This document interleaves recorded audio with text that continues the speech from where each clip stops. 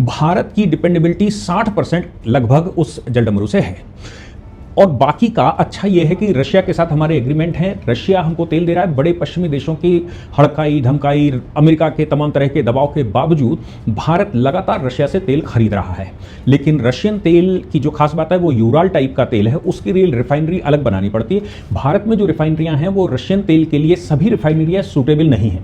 Russian तेल हमारे पास दूसरे रास्ते से भी प्रशांत महासागर होते हुए भी आता है और वहां से सीधा यहां आ सकता है। रशियन तेल हॉर्मुज की खाड़ी से नहीं आता। रशियन तेल हमारे पास सीधा, और अमेरिकन तेल भी अमेरिका से और अफ्रीका से जो तेल आता है वो तेल भी हमारे पास सीधा आता है। खाड़ी में अस्थिरता बनी होने के कारण, खाड़ी के अंदर इस्लामिक चरमपंथ के बढ़ावे के कारण, या फिर खाड़ी की ये जो जियोपॉलिटिकल स्थिति है वो बहुत खराब होने के कारण भारत ने, मतलब भारत के प्रधानमंत्री जब मोदी जी बैठे तो उन्होंने खाड़ी पर डिपेंडेबिलिटी कम हो। इसके अलावा भी हम सबको मालूम है कि जब नितिन गडकरी साहब ट्रांसपोर्ट मिनिस्टर बैठे या रोड वो उसके मंत्री बने तो उन्होंने पूरी कोशिश करी कि 20 से 25% एथेनॉल हमारे यहाँ मिलाया जाना लगे। ईवी पर पूरा कंसंट्रेशन भारत किए हुए है कि इलेक्ट्रॉनिक व्हीकल चलने लगे। इसके अलावा जो तेल के अलावा जो दूसरे प्राकृतिक बायो गैसेस या फिर बायो फ्यूल, इसकी वो कोशिश करने लगे हैं कि किसी तरह से भारत पूरा तेल पर निर्भरता खत्म हो जाए। मैं मानता हूं कि उनकी पॉलिसी ये है कि भारत में तेल की निर्भरता जिस दिन खत्म हो जाएगी उस दिन भारत की स्पीड बहुत तेज होगी। ये पूरा भारत जानता है कि भारत के पास सब कुछ है।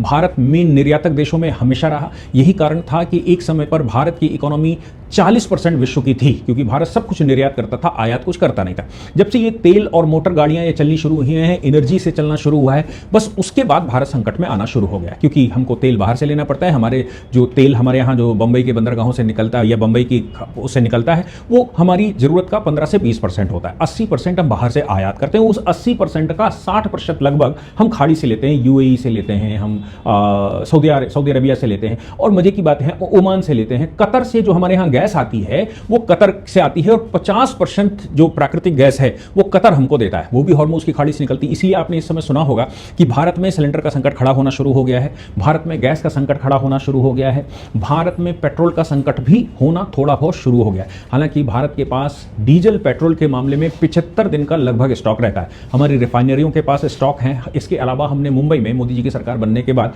उन्होंने मुंबई में 10 दिन का तेल भारत का स्टॉक करने के जमीन के अंदर स्टोरेज बनाए हुए हैं। इसके अलावा रिफाइनरियों के पास अपने स्टोरेज होते हैं, उनको अगर सबको मिला लिया जाए तो लगभग 75 दिन का तेल हमारे पास होता है। ये सभी कंट्रियों की इतनी कैपेसिटी नहीं होती है कि वो 2.5 महीने तक बिना तेल सप्लाई के चला सके। पाकिस्तान के पास तो बिल्कुल नहीं है। पाकिस्तान तो अभी ही केवल ईरान पर युद्ध होते अभी एक हफ्ता भी नहीं हुआ है कि पाकिस्तान और बहुत सारे देश तेल के संकट से इस समय गुजर रहे हैं, क्योंकि हॉर्मुज के बंदरगाह, हॉर्मुज के जलडमरू से तेल नहीं आ पा रहा है।